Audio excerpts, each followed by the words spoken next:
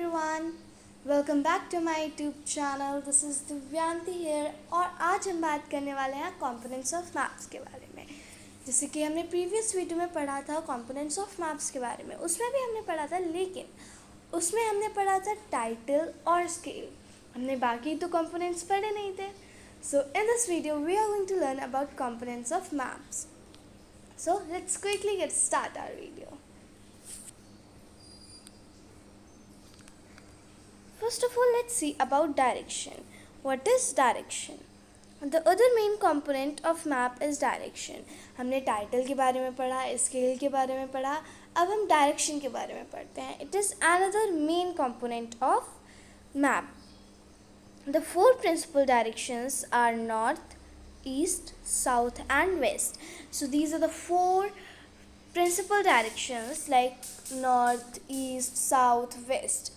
अच्छा, अब हम एक बार पिक्चर में देखते हैं कि नॉर्थ, साउथ, ईस्ट और वेस्ट कहाँ पर है. Okay, now look, this is the north, this is south, east and west. So north, south, east, west. Okay, but they are indicated as arrowhead on the map. Now you can see कि ये arrowhead की तरह है.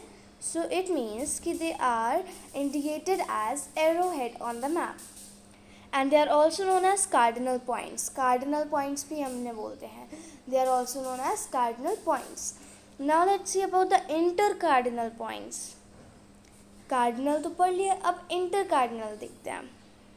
Intercardinal points are northeast, northwest, southwest, southeast, and so these are the intercardinal points. ये भी हम एक बार picture में देखते हैं कैसे कहाँ पर है. Now look, you get north, south, east and west. ठीक है, अब इनमें से जो इंटरकार्डिनल पॉइंट्स है वो कहाँ पर हैं? ये वाले हैं, ये वाले हैं. कौन से हैं?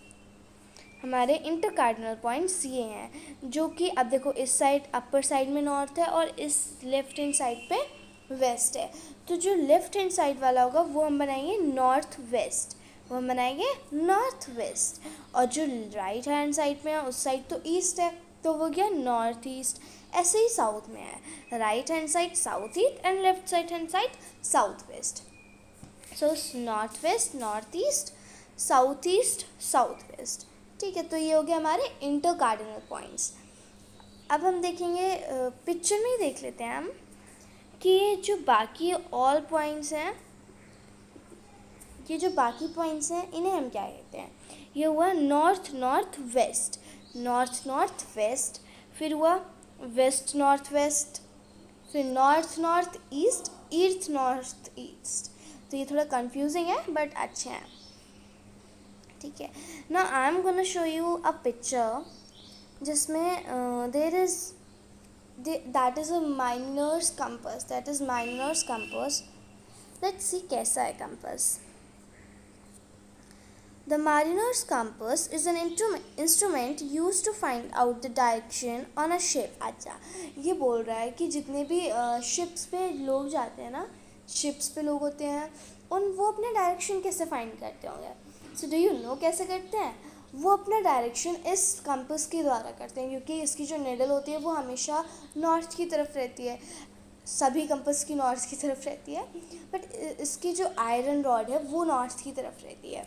तो क्या होता है, जब वो नॉर्थ की तरफ रहती है तो ऑब्वियसली लोग फाइंड आउट कर सकते हैं कि कौन सा डायरेक्शन में है. So ships people use to take this only with them. Okay, so direction हमने कंप्लीट कर लिया. अब हम आते हैं लेटिट्यूड्स और लॉन्गिट्यूड्स में. Guys, do you know what are latitudes and longitudes? अगर आपको इसके बारे में बहुत डिटेल में जानना है तो आप मेरी पहली वीडियो देख सकते हो लेटिट्यूड्स और लॉन्गिट्यूड्स की, या फिर मैं वो उस वीडियो की लिंक मैं आपको डिस्क्रिप्शन बॉक्स में दे दूँगी. So let's see in this latitudes and longitudes. Maps also show the latitudes and longitude within which the area being mapped is located.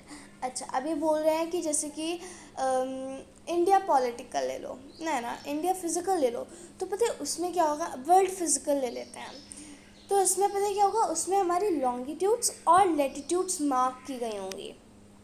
सो यहाँ पे यही बोला गया है कि map shows the latitudes and longitudes within the area being map is located. उसके बाद में this is known as coordinate system और द अर्थ ग्रिड. इसको हम अर्थ ग्रिड भी बोल सकते हैं और कोऑर्डिनेट सिस्टम भी बोल सकते हैं. Then this helps locate places on the surface of the earth accurately. अब according to these latitudes and longitudes we can easily locate places. Okay. अब हम देखते हैं the key or the legend. What is the key or legend?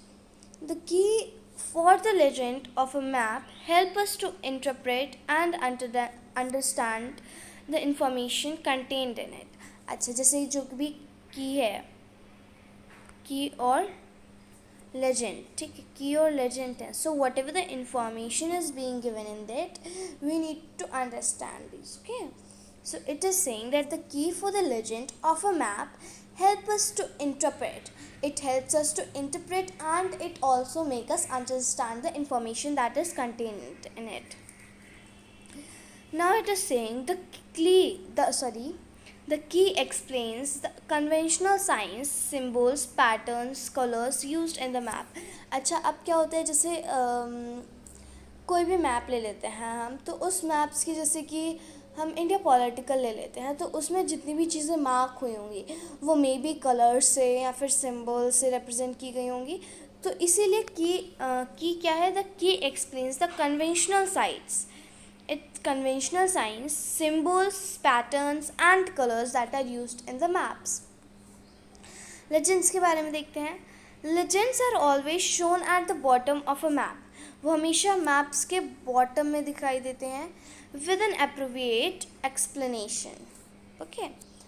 So key और legend हो गया. वो legend is that it is always shown at the bottom of the map.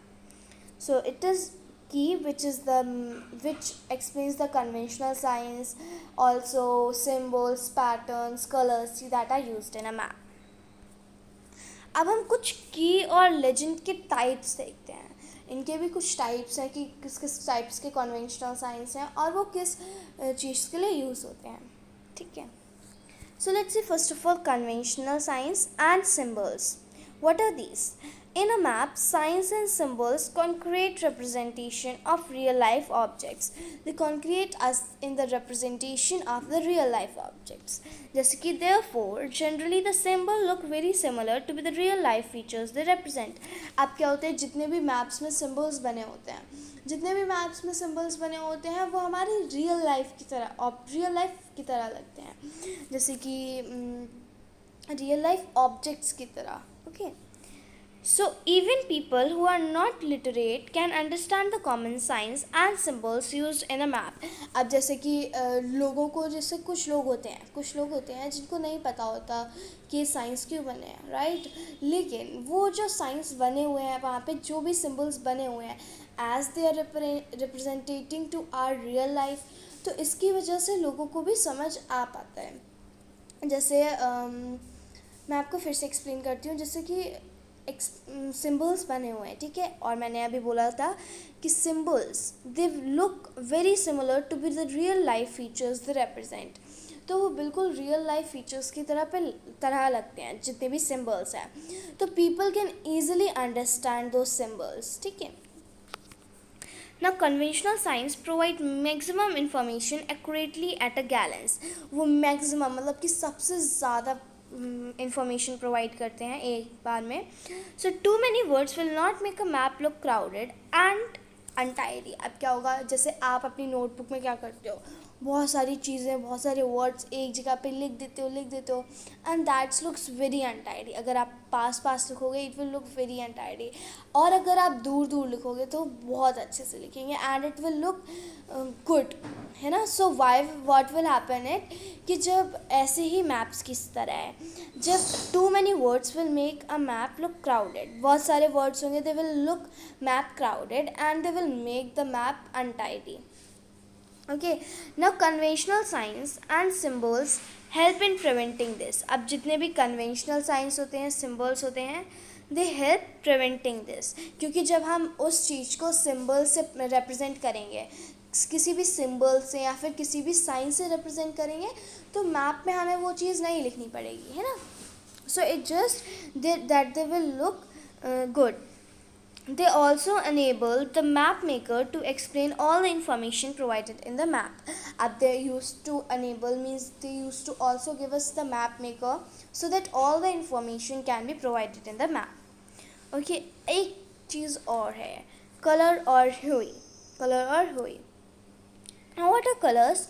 Colors are used in maps to make the map look good and also provide definite information.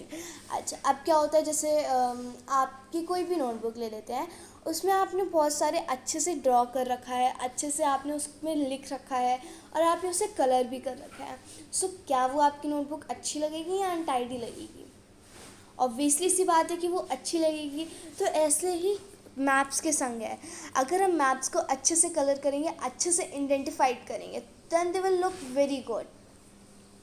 So what it is written that map colors are used in a map to make the map look good and also provide indefinite information. Now different colors are used to indicate specific features. Now what are the different kinds of colors that are used to indicate specific features? Let's see. For example, black indicates cultural features. अच्छा, अब जो black colour है that indicates cultural features, जैसे कि roads ले लेते हैं, railways ले लेते हैं and etcetera, buildings we have.